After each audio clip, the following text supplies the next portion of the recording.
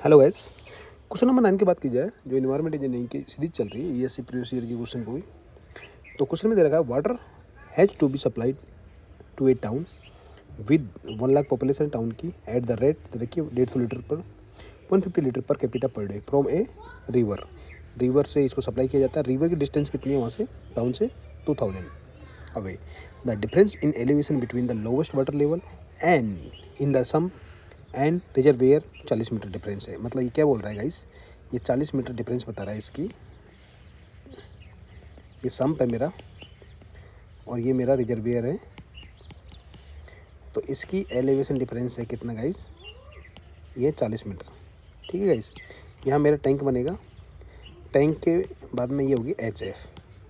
ठीक है। If the demand has to be supplied in 8 hour demand supply की जाती है। Determine the size of the main and the brake horse power of the pump required. Assume maximum demand 1.5 time the average demand. Assume F equal to assume करना है 0.03 and velocity of pipe 2.4 metre per second and efficiency of pump की तरह की 80%। ठीक है। तो आपको एक ऐप की वैल्यू यहाँ पे दे दी। तो ऐप की आप थोड़ा समझ जाओ, जहाँ पे आपको कोफिशिएंट किसी भी कोफिशिएंट की वैल्यू दे देगा तो आप उसमें अज्यूम कर सकते हो कि वहाँ पे बेसिकली हेड लॉस का फॉर्मूला डार्सी-वेईसबाक वाला लगने वाला है। ठीक है। फर्स्ट ऑफ ऑल अपन क्या करेंगे यहाँ पे, फर्स्ट ऑफ ऑल गाइज क्या करेंगे अपन यहाँ पे अपन क्या करेंगे, इनकी क्या लिख लेंगे, डाटा लिख लेंगे। पॉपुलेशन कितना है यहाँ पे,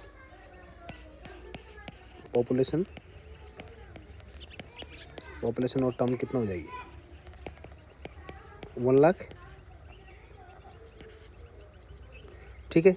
कंजम्पशन पर कैपिटा पर डे, तो कंजम्पशन लिख देंगे, कंजम्पशन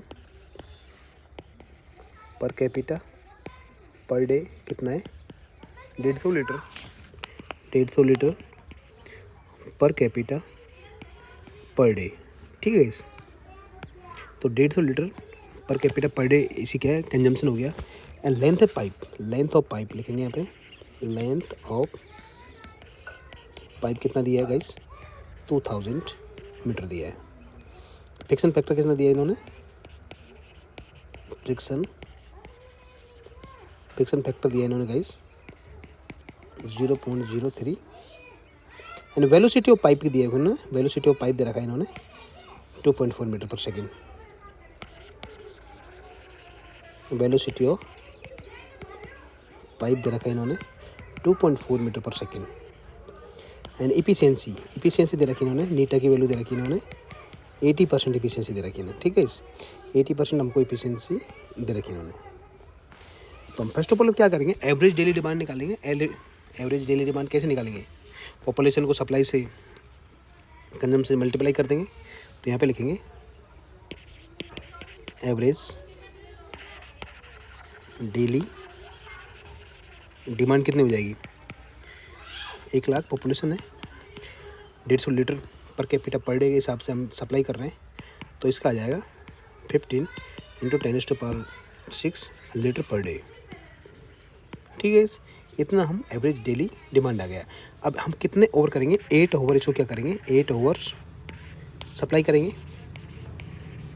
अब 8 ओवर सप्लाई करने के बाद में गाइस तो एवरेज डेली इसका डिस्चार्ज निकालेंगे। तो एवरेज डेली डिस्चार्ज निकालेंगे इसका। एवरेज डेली डिस्चार्ज निकालने के लिए कितना करेंगे, 15 × 10⁻6 इंटू इसको मीटर क्यों में चेंज करने के लिए 10⁻³ का मल्टीप्लाई करेंगे अपॉन 8 ओवर है, 60 मिनट है और 60 सेकंड, क्योंकि सेकंड में इसको चेंज करना है। तो इसकी वैल्यू आएगी 0.5228 मीटर क्यूब पर सेकेंड। ये आगे हमारी क्यू की वैल्यू आ गई। ठीक है गाइस, नेक्स्ट इन्होंने दिया है हमको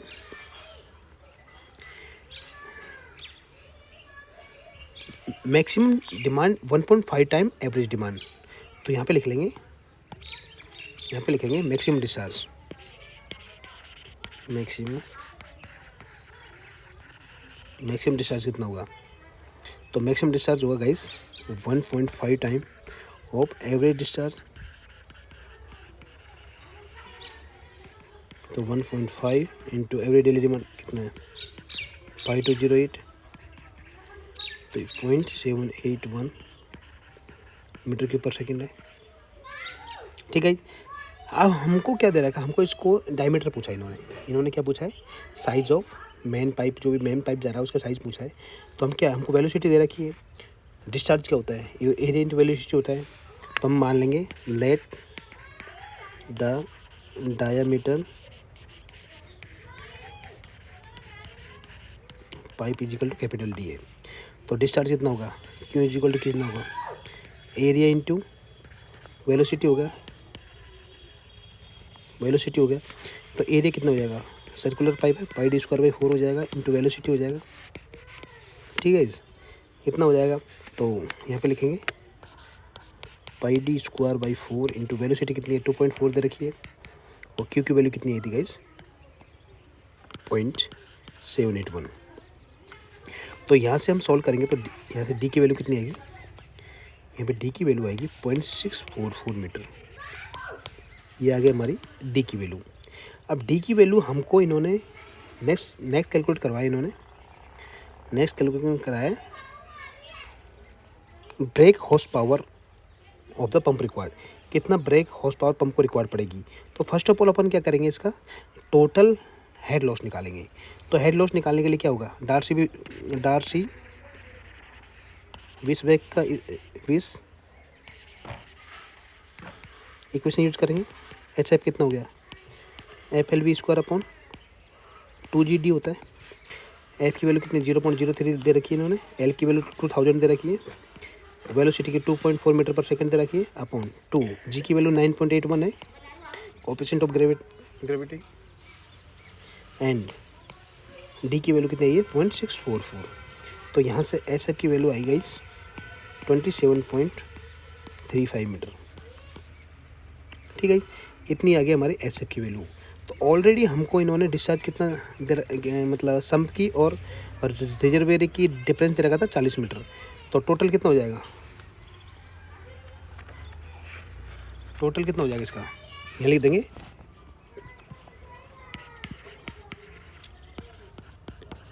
total head against which pump will left water, मतलब वाटर कितनी हाइट चढ़नी पड़ेगी टोटल हेड। तो H plus H F, H की वैल्यू हमको ऑलरेडी 40 दे रखी है इन्होंने, एच एफ की वैल्यू कितनी आई गई, हेड लॉस की मन 27.35। तो टोटल वैल्यू आई है एच की वैल्यू 67.35 मीटर। ठीक है, इतनी वैल्यू टोटल हेड लॉस आया है, कि नाम हेड लॉस नहीं, टोटल हेड आया है। ठीक है, तो हम इसका पावर निकालेंगे। पावर क्या होता है, पावर रिक्वायर्ड। तो पावर निकालने क्या करेंगे, पावर रिक्वायर्ड क्या होता है, power equal to gamma into q into h होता है। गामा की वैल्यू 9.81 इंटू क्यू की वैल्यू 0.781 आई, यहाँ से क्यू की वैल्यू 0.781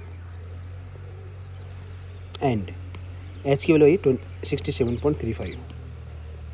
तो यहाँ पे टोटल पावर कितनी आई है 516.19 किलोवाट। ठीक है, अब हमको एफिशिएंसी इन्होंने क्वेश्चन में एफिशिएंसी दे रखी है इन्होंने, यहाँ पे 80% एफिशिएंसी लेनी है हमको, टोटल जो पावर का 80% एफिशिएंसी लेनी है। तो जैसे भी कोई पंप की पावर रिक्वायर्ड होगी, यहाँ लिखेंगे पंपिंग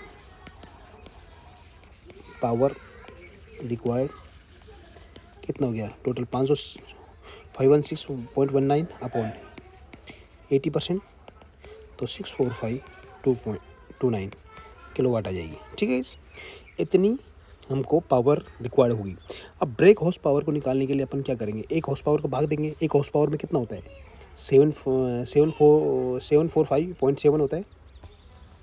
तो यहाँ पे लिखेंगे अपन ब्रेक हॉर्स पावर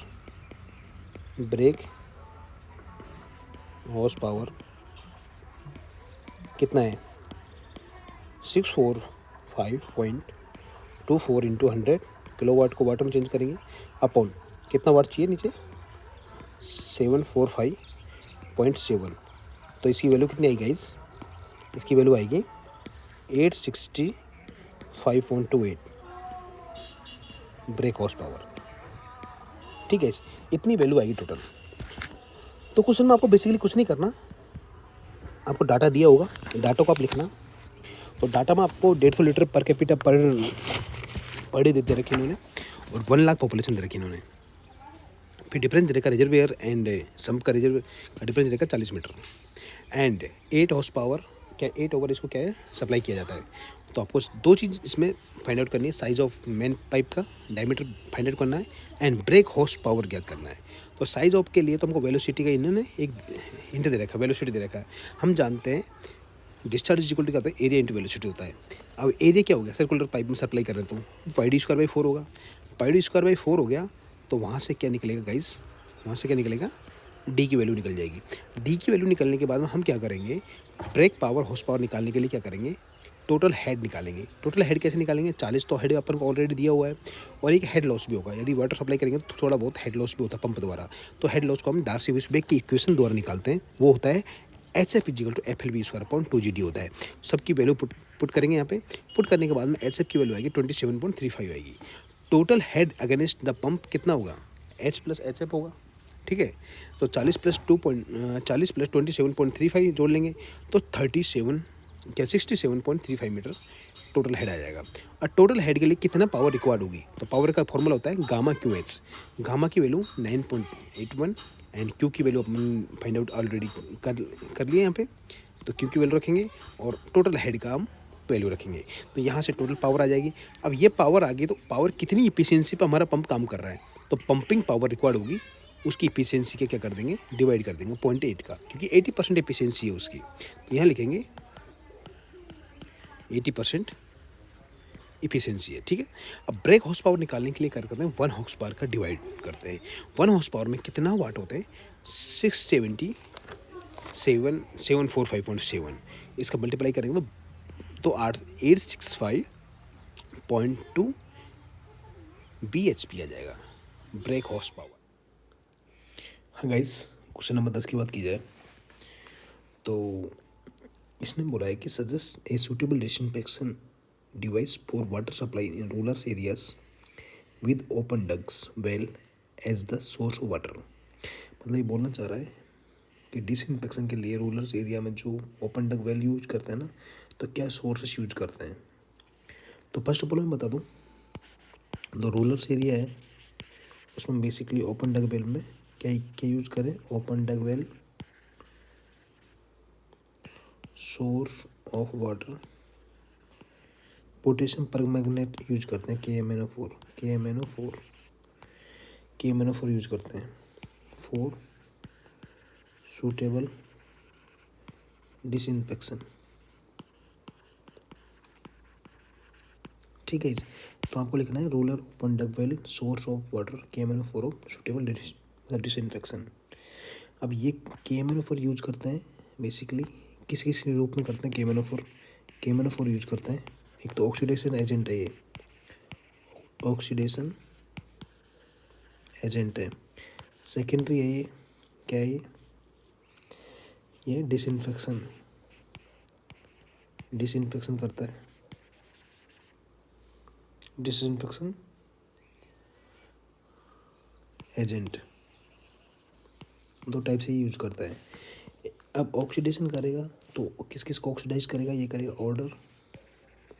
ऑर्डर को एंड कलर को, दोनों को क्या कर देता है, रिमूव कर देता है, दोनों को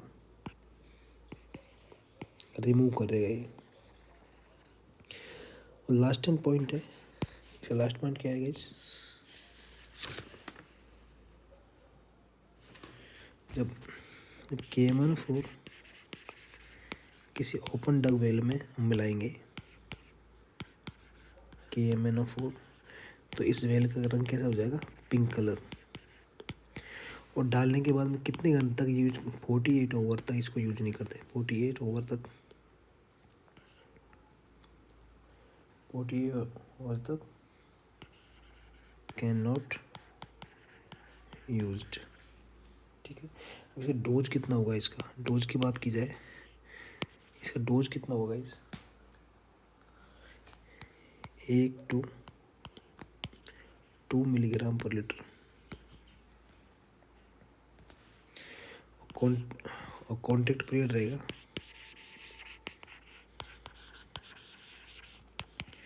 कितना रहेगा इसका 4 to 6 आवर इसका कॉन्ट्रैक्ट पीरियड रहेगा। और एक काम इसका एक और होता है, ये टेस्ट एंड ऑर्डर को क्या करता है, रिमूव करता है।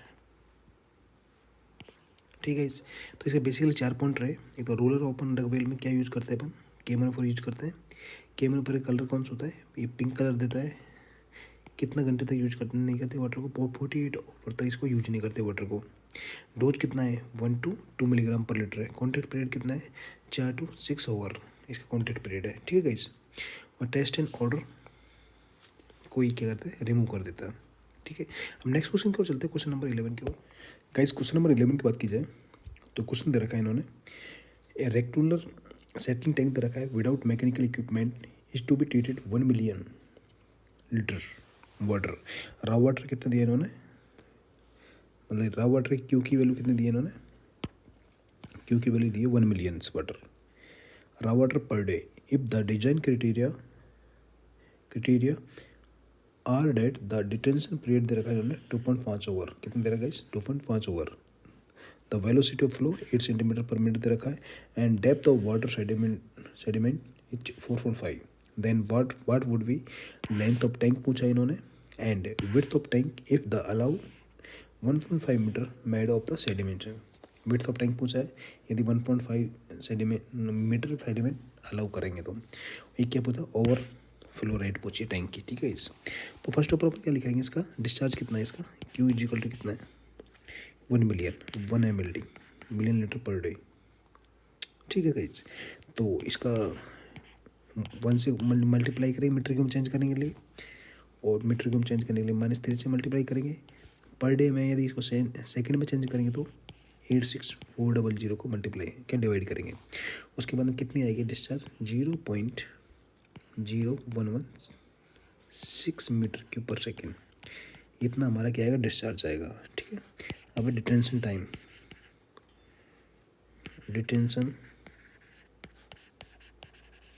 टाइम TD कितना है 2.5 ओवर 2.5 ओवर है डिटेंशन। वेलोसिटी ऑफ फ्लो कितना है, वेलोसिटी ऑफ फ्लो कितना है, VF है अपना 8 सेंटीमीटर पर मिनट। ठीक है। इसको मीटर पर सेकंड में चेंज करेंगे तो कितना आएगा, ये आएगा 0.0013 मीटर पर सेकंड। ठीक है। इस अब फर्स्ट ऑफ ऑल अपन क्या बोले, लेंथ ऑफ टैंक, तो यहाँ लिखेंगे length of tank. Length of tank निकालने के लिए क्या होगा, हम जानते हैं लेंथ इज इक्वल टू क्या होता है, velocity into time, detention time. Velocity कितनी दे रखी है अपन को, इट्स तो 0.0013 एंड डिटेंशन टाइम कितना दे रखा है 2.5 ओवर। इसको सेकेंड में चेंज कर लेंगे तो 60 इंटू 60, तो एल की वेलोसिटी कितनी आ जाएगी 12 मीटर। इतनी आ जाएगी हमारी लेंथ ऑफ टैंक। ठीक है। अब सेकंड बात की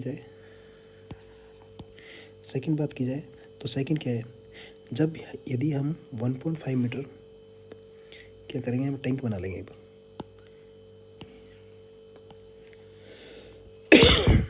तो 1.5 मीटर में हम सेडिमेंशन अलाउ करते हैं 1.5 मीटर। तो डेप्थ ऑफ टैंक कितने हो जाएगी, depth of tank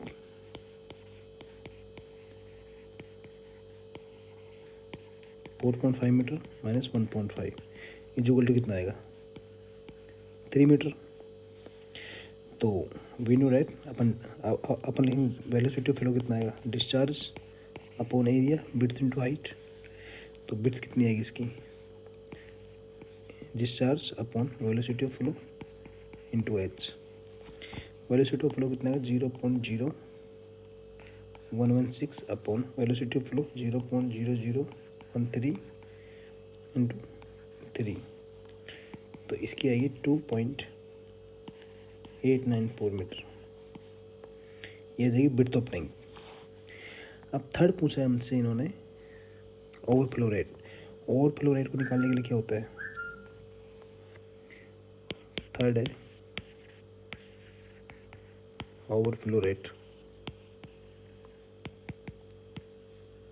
overflow rate हो गई V S is equal to Q into B into L. तो V S is equal to कितना आएगा, 0.00116 अपॉन 2.894 इंटू 2, 12 आएगा। लेंथ की वैल्यू कितनी आई थी, 12 आई थी। तो ओवरफ्लो रेट आ जाएगी हमारी 1.2 मीटर क्यूब पर ओवर पर मीटर स्क्वायर। ठीक है, तो ये आई। इसमें फर्स्ट ऑफ ऑल अपन को दोबारा देख लेते हैं क्वेश्चन को। अपन को जितना डाटा दिया हुआ है उसमें हमको डिस्चार्ज दे रखा है इन्होंने 1 mld। इसको मीटर क्यूब पर सेकंड में चेंज कर लेंगे। चेंज करने के बाद हम क्या करेंगे, लेंथ ऑफ टैंक निकाल। लेंथ ऑफ टैंक क्या होता है, वेलोसिटी इंटू मतलब टाइम। तो लेंथ आ जाएगी हमारी 12 मीटर। इसके बाद में सेकंड क्या है, डेप्थ ऑफ टैंक ज्ञात करेंगे। डेप्थ ऑफ टैंक ज्ञात करने के लिए उन्होंने बोला है कि हम इसको अलाउ करेंगे 1.5 मीटर सेडिमेशन अलाउ करेंगे।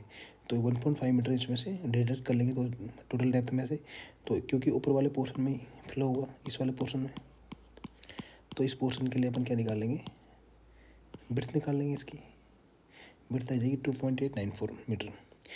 ब्रेथ निकालने के बाद में ओवरफ्लो रेट कितनी आएगी, वेलोसिटी क्या होता है, क्यू अपॉन एरिया। तो V S is equal to discharge का वैल्यू लिख देंगे यहाँ पे, और बी की वैल्यू एन एल की वैल्यू रखेंगे। तो हमारा आएगा डिस्चार्ज रेट कितनी आएगी, ओवरफ्लो रेट 1.2 मीटर क्यूब पर ओवर पर मीटर स्क्वायर। ठीक है, तो क्वेश्चन नंबर 12 की ओर चलता है। क्वेश्चन नंबर 13 की बात की जाए तो क्वेश्चन नंबर 13 में पूछा गया है what will B maximum upper limit of BOD, मतलब बायोकेमिकल ऑक्सीजन डिमांड कितना बीओडी चाहिए of the glucose solution of concentration 300 milligram पर लीटर। तो मैक्सिमम अपर लिमिट को हम क्या बोलेंगे, इसके थ्योरेटिकल ऑक्सीजन डिमांड बोलेंगे। बीओडी की मैक्सिमम डिमांड को हम क्या बोलेंगे, टीएचओडी बोलेंगे, थ्योरेटिकल मैक्सिमम डिमांड। ठीक है, जब हम ग्लूकोज को ऑक्सीडाइज करते हैं, ठीक है, केमिकल रिएक्शन क्या होगी, अपन जानते हैं ग्लूकोज का केमिकल फार्मूला क्या होता है, C6H12O6 होता है। ठीक है, यदि इसको ऑक्सीडाइज करेंगे तो कितने ऑक्सीजन चाहिए हमको 6 ऑक्सीजन चाहिए। और कितने में चेंज होंगे ये 6, तो CO2 में, कार्बन डाइऑक्साइड में चेंज हो जाएंगे, कुछ पानी में चेंज हो जाएंगे 6। और क्या रिलीज करेंगे ये करेंगे एनर्जी। ठीक है, अब इसका मॉलिक्यूलर वेट कितना होता है ग्लूकोज का मॉलिक्यूलर वेट होता है 180 ग्राम। एंड ऑक्सीजन का अपन निकाल लेंगे, मॉलिक्यूलर वेट कितना हुआ 192 ग्राम। ठीक है, अब 1 मोल में हमको 6 मोल ऑफ ऑक्सीजन की चाहिए कंप्लीट रिएक्शन को। 1 mole of glucose require 6 moles of oxygen. ठीक है, तो हम तो ऑक्सीजन इक्विवेलेंट कितना हो गया, oxygen equivalent 180 gram of glucose is equal to कितना हो गया 192 ग्राम ऑक्सीजन चाहिए हमको। तो ऑक्सीजन 300 ग्राम कितना हो गया, 300 ग्राम, 300 इसमें दे रखा है 300 मिलीग्राम ऑक्सीजन ग्लूकोज को चेंज करने के लिए कितना होगा 300 मिलीग्राम ग्लूकोज कितना हो जाएगा 192/80 इंटू 300, तो कितना आएगा 30320 मिलीग्राम। ठीक है, तो हम इसको बोल सकते हैं THOD पर 300 मिलीग्राम पर लीटर ऑफ ग्लूकोज कितना हो जाएगा 320 मिलीग्राम पर लीटर। तो मैक्सिमम अपर लिमिट क्या हो जाएगी, maximum upper limit of BOD कितना हो गया 320 मिलीग्राम पर लीटर। ठीक है इस तो इसमें क्वेश्चन में बेसिकली एक बार और समझा देता हूँ। व्हाट इज पूछा है, what will be the maximum upper limit of BOD glucose solution of concentration दे रखा है 300 मिलीग्राम पर लीटर। इन्होंने बोला कि कितना ग्लूकोज को कंसनट्रेशन करने के लिए कितना हमको BOD की मैक्सिमम अपर लिमिट होगी। BOD क्या होता है गाइस, BOD होता है बायोकेमिकल ऑक्सीजन डिमांड। कितनी बायोकेमिकल ऑक्सीजन डिमांड होती है, तो इसकी अपर लिमिट को हम क्या बोलेंगे, थोटिकल ऑक्सीजन डिमांड बोलेंगे, क्योंकि और वाला ऑक्सीजन उतना ऑक्साइड करने के लिए चाहिए। तो हम लिखेंगे 1 mole of the glucose required 6 mole of the oxygen. 6 मोल हमको चाहिए ऑक्सीजन के ऑक्सीडाइज करने के लिए। ऑक्सीजन इक्विवेलेंट ऑक्सीजन का मॉलिक्यूलर वेट कितना आएगा 192, ग्लूकोज कितना है 180।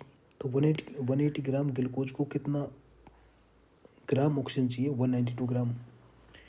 तो 1 ग्राम के लिए कितना आएगा 192/80 इंटू 300।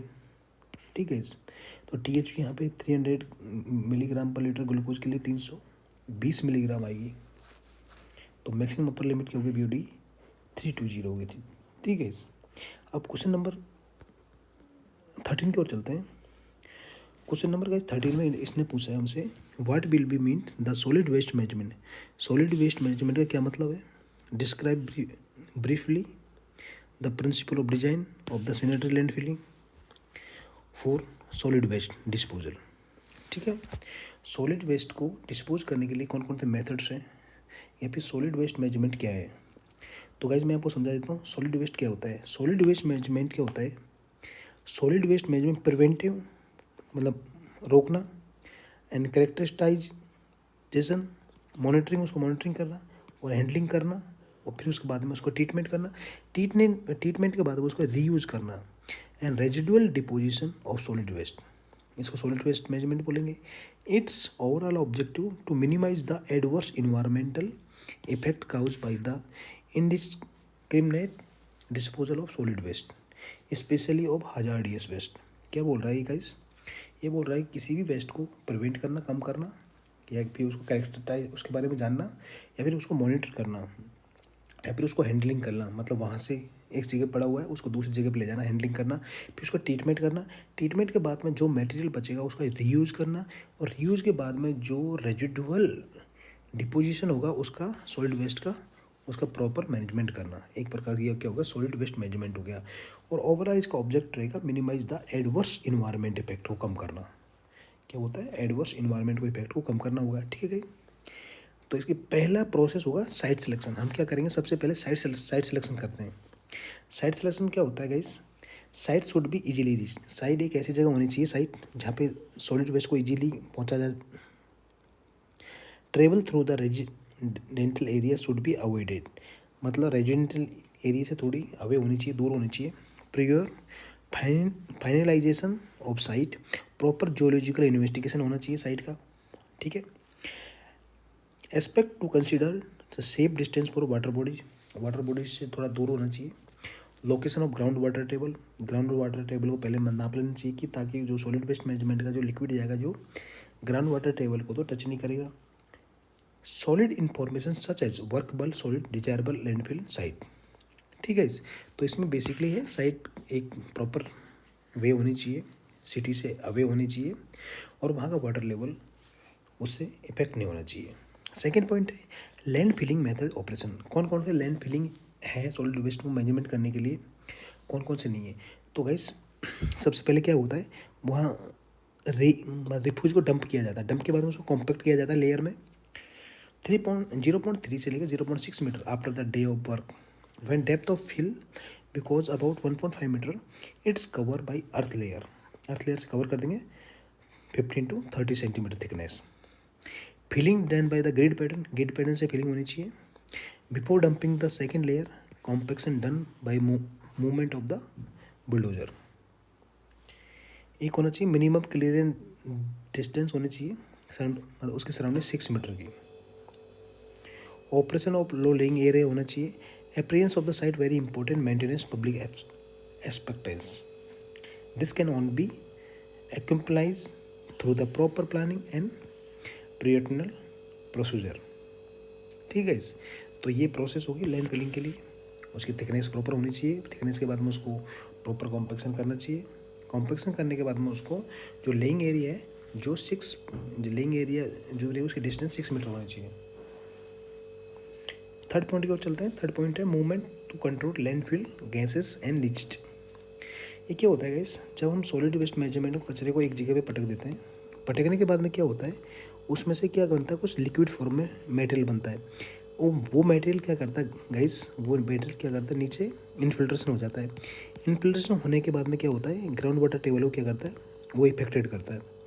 ग्राउंड वाटर इफेक्टेड करता है तो इन्वायरमेंट को इनडायरेक्टली डिग्रेड करेगा, वाटर टेबल को इफेक्टेड करेगा, वाटर पोल्यूशन हो जाएगा, तो वहाँ पे डिफरेंट टाइप की डिजीजेस फैल जाएंगी या फिर कोलेरा हो जाएगा, पानी प्रदूषित हो जाएगा वहाँ पे, ठीक है। तो हम क्या करते हैं कि जो भी movement of gas landfill can be control by the construction went and barriers. यहाँ क्या क्या बना देंगे, वेंट बना देंगे, वेंट एंड बैरियर्स बना देंगे। The movement of landfill gas can be control by the landfilling the sealed and compacted clay most commonly use landfills sealant. क्या करते हैं कि यहाँ पे क्ले लेयर बना देते हैं। And production of the list can be control by the stopping infiltration को रोकने के लिए surface water from the landfill से नीचे जाने के लिए सरफेस वाटर को रोकने के लिए लीस्ट टेक्निक अपनाई जाती है। This can be achieve by the providing impervious clay layer over the top of the fill at the descent slope। Proper slope होना चाहिए ताकि जो भी ग्राउंड वाटर टेबल जो भी इसका लिक्विड रहेगा उसको एडजस्ट किया जा सकता है वहाँ पे कलेक्ट करके, ठीक है।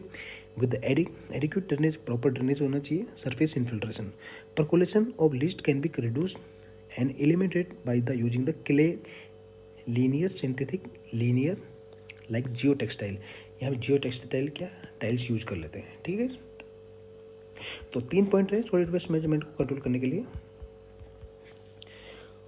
तो guys thank you for watching this video अच्छा लगा तो लाइक करना, चैनल को सब्सक्राइब करना, थैंक यू।